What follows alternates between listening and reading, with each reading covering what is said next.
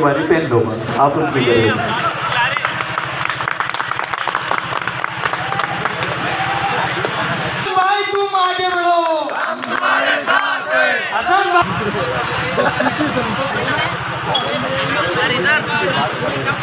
हसन भाई तुम आगे बढ़ो, हम तुम्हारे साथ।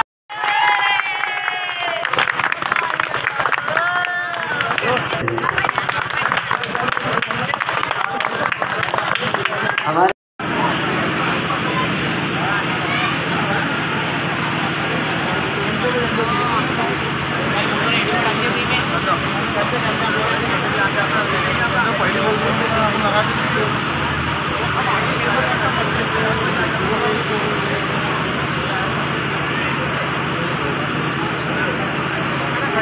करना हम अहले ईमान का फ़र्ज़ आज़म है, अहम फ़र्ज़ है, बहुत बड़ा फ़र्ज़ है। और साथ ही साथ काबिल मुबारकबाद है हमारे हिंदुस्तान और हमारे नागपुर शरीफ के हज़रत हामिद इंजीनियर साहब जो एमडीपी के बानी है और जिन्होंने एमडीपी को वजूद दिया। और अल्हम्दुलिल्लाह इसी तरह से काबिल मुबारकबाद है हमारे मुअज़्ज़ज़ मोहतरम हसन इनामदार साहब। अल्हम्दुलिल्लाह हम हमारे बिरादर मुअज़्ज़ज़ इन्हें 10-15 साल से जानते हैं। इनकी मेहनतें कौम के वास्ते, इस्लाम और सुन्नियत के वास्ते अल्हम्दुलिल्लाह। जो कांग्रेस के रहते हुए तीनों समाज के लोग, मैं यहाँ पर किसी पर्टिकुलर समाज के लिए प्रचार प्रसार करने नहीं आया हूँ। मैं यहाँ पर 2,88,401 वोटरों के प्रतिनिधि को चुन के लाने के लिए आप लोगों के बीच में आया हूँ। इस क्षेत्र में 55,950 शेड्यूल कास्ट वोट है, शेड्यूल ट्राइब जिनको हम आमतौर पे आदिवासी वगैरह में काउंट करते हैं। 8,652 schedule caste vote, schedule tribe vote है। 34,608 मुस्लिम वोटर्स है। अगर ये तीनों की तादाद को मैं जोड़ता हूं तो 1 लाख वोट होते हैं। कितने वोट होते हैं? 1 लाख वोट। अभी बीजेपी का 2 बार जो आमदार चुन के आया है उसका हाईएस्ट जिससे वो चुन के आया है 90,000 वोट लेके चुन के आया है। तो क्या अगर हम ईमानदार हो गए तो आने वाले समय में क्या इस क्षेत्र से एक ईमानदार व्यक्ति को, जो हमारे बीच का व्यक्ति है, जो हमारे साथ उठने बैठने वाला व्यक्ति है, उसको हम सदन में भेजने में कामयाब हो सकते हैं कि नहीं हो सकते? आप समझिए, जिसकी कुर्सी हली है वही यहाँ गाड़ियां लगाएगा। आज अगर यहाँ पर इस क्षेत्र का विकास की बात करूं तो यहाँ पर पिछले 70 साल कांग्रेस ने राज किया है, उसमें कम से कम 15 साल से बीजेपी ने राज किया है। क्या यहाँ पर नौजवानों के लिए कोई उद्योग धंधे, यहाँ पर एमआईडीसी का प्रोजेक्ट आया क्या? क्या जो लोग चुन के आए इनकी संपत्ति बढ़ी या नहीं बढ़ी? मुझे बताइए, राजनीति ऐसा कौन सा धंधा है या कौन सा ऐसा लोहे की कंपनी है जिसमें हर साल 1,000 करोड़ का कमाई हो रही है? जो व्यक्ति पहले ऑटो चलाता था 20 साल राजनीति में रहने के बाद 20,000 करोड़ का मालिक बनता है। माइनॉरिटीज डेमोक्रेटिक पार्टी के स्टेट से ये कहना चाहता हूं, खामगांव विधानसभा 26 के अंदर मैं यहां से विधानसभा का इलेक्शन लड़ रहा हूं।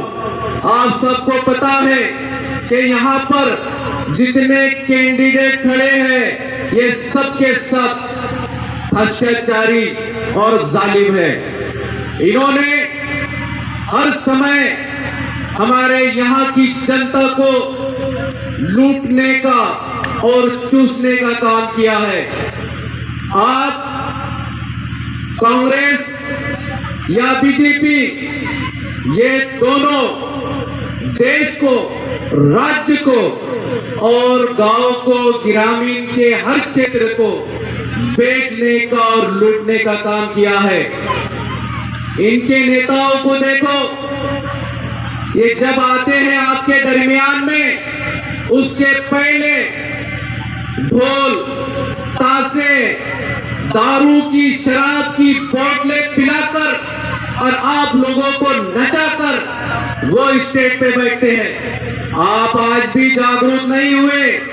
आने वाला कल, आने वाला समय जो आज हमारे भारत देश को इन भ्रष्टाचारियों ने लूटने का काम किया और अपने धन को विदेश में जाके जमा करने का काम किया, आपको इन लोगों को समझना पड़ेगा।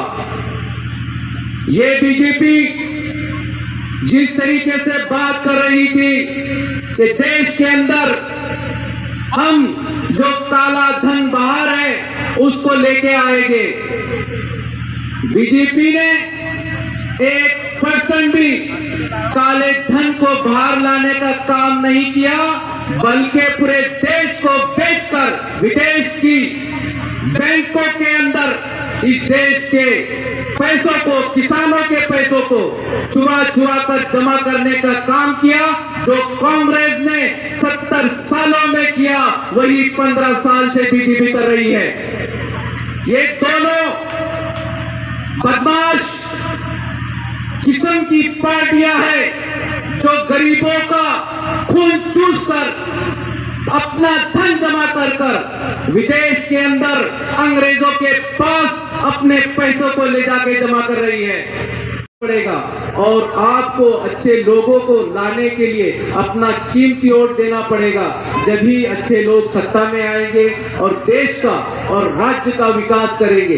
इस देश को हमने बहुत मेहनत से सींचा है, हमने बहुत शहादतें दी है, हमने बहुत ज्यादा कुर्बानी दी है। आपको समझना पड़ेगा, ये देश हमारा देश है। यहाँ की जितनी संपत्ति है, चाहे गवर्नमेंट की हो या हमारे लोगों की हो, वो हमारी है। उसकी किस तरीके से हिफाजत करना ये हमारी जिम्मे है और वो जिम्मा अब पूरा करने का समय है, क्योंकि वोट देकर आपको यहाँ का राजा बनाना है। यहाँ का राजा जो बनेगा वो आपके क्षेत्र को संभालने की उसकी जिम्मेदारी होती है। वो शपथ लेता है कि मैं हर आदमी को, हर नागरिक के साथ न्याय करूंगा, अच्छे काम करूंगा। ये लोग ये तो शपथ लेते हैं पर सब शपथ का उल्टा करते हैं। तो ये समय है आपको कि आप उनको अच्छे तरीके से जवाब दें और अच्छे कैंडिडेट को वोट देकर कामयाब बनाए। ये जितने लोग यहाँ पे जमा हैं, मैं इनका तहे दिल से